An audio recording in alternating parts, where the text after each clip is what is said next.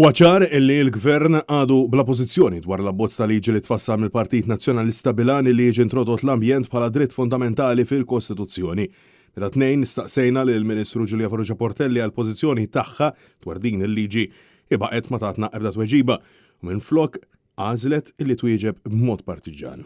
Taqbel ma l-emenda li jipproponi l-Partit Nazzjonalista illi l-ambjent san fost oħrajn jiddaħħal bħala dritt fundamentali tal-bniedem. L-ambjent irridu nħarsuh dejjem kuljum u kull imkien. U mhux għax jiġu l-2023 inqumu filgħodu ngħidu li l-ambjent huwa importanti. Abbozz imressaq mill-Partit Nazzjonalista qed jiftaħ id-definizzjoni ta' ambjent sabiex tfisser kemm arja, ilma u art kif ukoll l-ekosistema u dak kollu li jforma parti minnha inkluż ir-riżorsi naturali u fiżiċi li jaffettwaw il-ħajja ta' kull wieħed u waħda minnha. Dan hu dritt għal Maltin kollha. Dan hu dritt li ma nistgħux nibqgħu fil-mentalità partiġjana, però rridu nieħdu l-pass u l-Partit Nazzjonalista dan il-pass li qed jagħmel it-talba ċara u tonda lill-Gvern sabiex iwarrab l-interessi ħanajtek partiġjani tiegħu.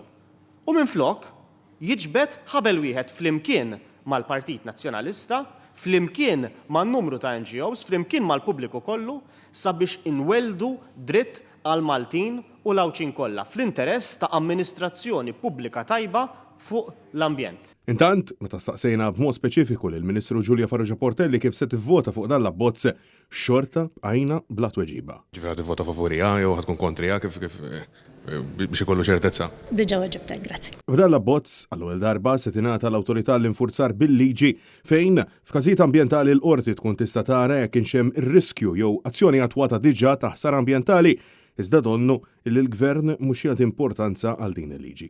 Biex jgħaddi l-abbozz għandu bżonn l-appoġġ ta' 3/4 tal-membri parlamentari minħabba li se jwassal għal bidla fil-Kostituzzjoni.